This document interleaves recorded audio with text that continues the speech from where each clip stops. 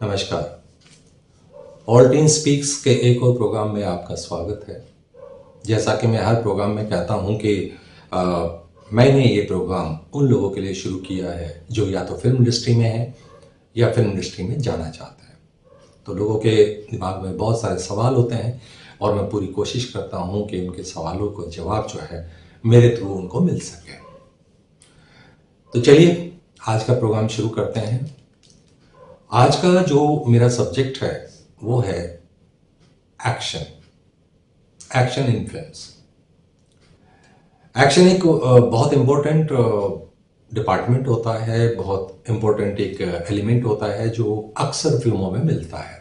मैं ये तो नहीं कहूँगा कि हर फिल्म में होता है, लेकिन होता है क्योंकि हमारी फिल्में जो हैं ज़्यादातर ऐसी होती हैं कि भाई एक हीरो होता है तो एक विलेन भी होता है। तो विलेन के साथ झगड़ा नहीं दिखाएंगे या उसको मारेंगे नहीं तो फिल्म पूरी नहीं होती।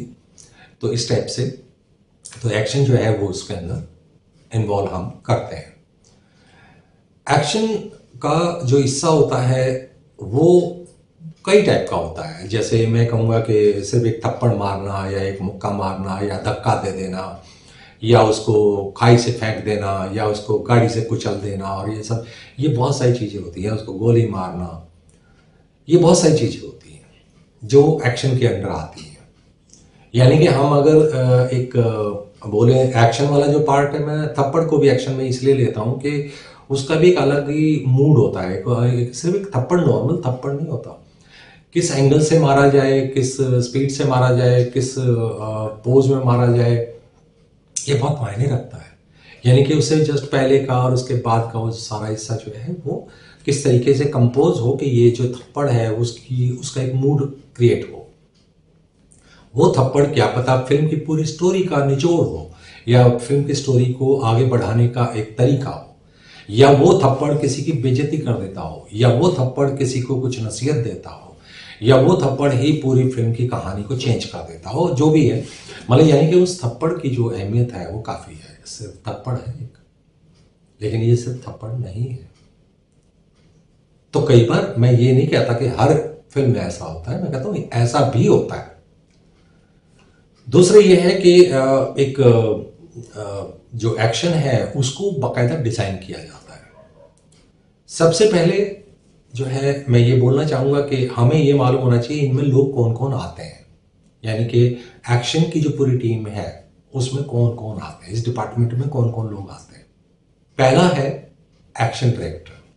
एक्शन डायरेक्टर वो होता है जो पूरा उस यानी कि ऑफ कोर्स एक्शन डायरेक्टर वो पूरी स्क्रिप्ट को पढ़ता है, डायरेक्टर के साथ बैठ के डिस्कस करता है पूरी चीज़ को, वो सारी चीज़ों को समझता है, तब जाके वो आगे का डिज़ाइन फर्दर करेगा।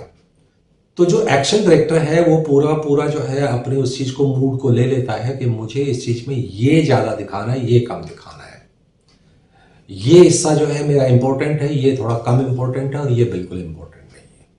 तो इस तरीके से पूरे सीन को वो डिज़ाइन करता है अपने दिमाग में। जब एक्शन डायरेक्टर जो है पूरा अपने दिमाग में या अपना पेपर वर्क कर लेता है तो फिर वो मुलाकात करता है एक्शन कंपोजर को। एक्शन कंपोजर वो बंदा है एक तरह से जो सेट पे ये काम करवाएगा, जो उसके पास एक एक्शन डायरेक्टर ने स्क्रिप्ट दी है कि मेरी जो पूरी कहानी है वो ये है, इसमें इस जगह पे जोर देना है, इसी जगह पे जोर नहीं देना है टाइप से। तो पूरी स्क्रिप्ट जो है वो एक्शन कंपोजर पे चली जाती है। एक्शन डायरेक्टर वही रहता है, वो ये नहीं है कि भाई उसने जो है लिख दिया और उसके बाद वो घर बैठेगा, नहीं, वो भी वहीं पे ही है। लेकिन एक्शन कंपोजर जो है वो उसके अकॉर्डिंग जो है वो जो डायरेक्टर ने, जो एक्शन डायरेक्टर ने, उसके बॉस ने जो मांगा है उसको उसी तरीके से वो पिक्चराइज करवा सके। एक्शन कंपोजर के बाद आते हैं जो फाइट डिपार्टमेंट होता है। फाइट डिपार्टमेंट में कौन कौन होते हैं, जैसे एक lead assistant of fight composer and कुछ फाइटर्स उनके खुद के इसलिए होते हैं क्योंकि वो ट्रेंड होता है। वो अपने चोट से, अपने गिरने से, अपने उछल कूद से, अपना मुक्का खाने से, अपना चाकू खाने से वो अपने आप बचा सकते हैं। यानी कि कोई दुर्घटना ना घटे, कोई एक्सीडेंट ना हो, मैं बचाना उसको बोल रहा हूँ। मैं उसके लिए नहीं बोल रहा हूँ कि हीरो मारेगा और वो लगने नहीं देगा, मैं उसकी बात नहीं कर रहा हूँ। असलियत में उनको कोई चोट ना पहुंचे, तो उसके लिए वो ट्रेंड होते हैं। इसलिए वो जो असिस्टेंट्स होते हैं वो ट्रेंड होते हैं और उस ट्रेन के हिसाब से वो लोग परफॉर्म करते हैं। अक्सर आपने देखा होगा नीचे लिखा हुआ होता है फिल्म में कि ये जो स्टंट है ये एक एक्सपर्ट ने परफॉर्म किया है, आप घर पे इसको अप्लाई ना करें। इसका मतलब वो लोग ट्रेंड हैं, उन्होंने ट्रेनिंग ली है बाकायदा इस चीज। एक्शन डायरेक्टर और अपना जो मेन जो डायरेक्टर है, जो चीफ डायरेक्टर है, जो फिल्म का डायरेक्टर है, याद रखिए कि एक्शन डायरेक्टर से ऊपर डायरेक्टर ही होगा।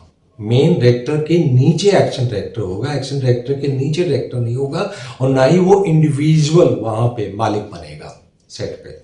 वो डिस्कस करेगा, जो डायरेक्टर वो वहां बैठेगा और एक्शन डायरेक्टर उसके साथ बैठ के डिस्कस करते करते ही पूरी सीन को शूट करवाएगा। लेकिन उस समय कमांड एक्शन डायरेक्टर के हाथ में होती है। जो मेन जो डायरेक्टर होता है फिल्म का, वो वहां सेट पे होता है, वो सब कुछ देख रहा होता है और उस चीज को समझ रहा है कि मॉनिटर उसके पास भी है, वो भी देख रहा है कि मैंने क्या ऐसा विजुलाइज किया था या ऐसा नहीं किया था। वो सलाह मशवरा करेगा, वो अपनी बात कहेगा।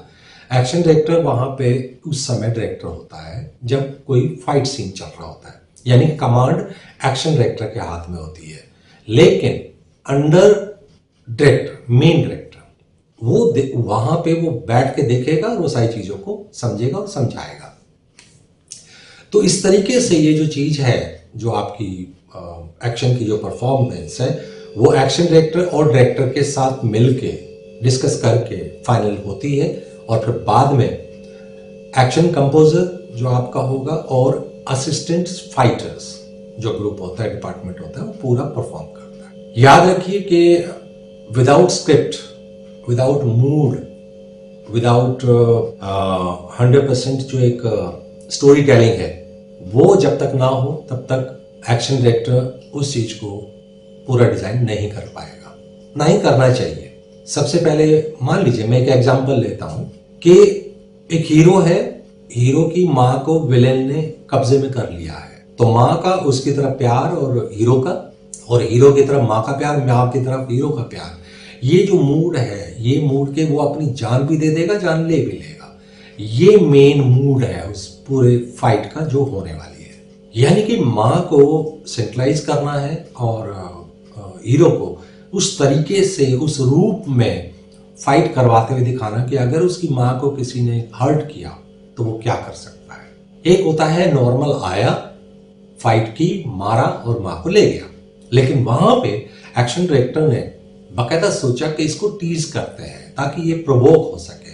प्रोवोक होगा तो ज्यादा एग्रेसिव रूप में फाइट का पूरा सीन डिजाइन किया जा सकता है। तो वो मदर को टीज करवाएगा किसी से, विलेन या विलेन के किसी बंदे से, ताकि हीरो को प्रोवोक किया जा सके। चाहे वो उसको फिजिकली हरास कर सके, चाहे वो मेंटली हरास कर सके, चाहे वो छेड़छाड़ कर सके। इससे हीरो क्या होगा, वो एग्रेसिव हो जाएगा, यानी कि वो और ज्यादा एग्रेसिव रूप में फाइट करेगा। एक होता है कि मेन जो दरवाजा है वहां पे 2-4 गार्ड थे, उनको हीरो ने मारा, अंदर आया, गन विलेन के कनपट्टी पे रखी और कहता कि मैं अपनी मां को लेके जा रहा हूं, और चुपचाप ले गया। कोई फाइट नहीं हुई, लेकिन ये सीन थोड़ा सा एक्शन टाइप का रहेगा, हल्का सा, क्योंकि बाहर फाइट हुई है। तो इस तरीके से ये पूरे उस सीन को हैवी करना, और ज्यादातर जो एक्शन डायरेक्टर मैंने देखे हैं वो चीजों को भारी करना ज्यादा पसंद करते हैं, हल्का कम करना।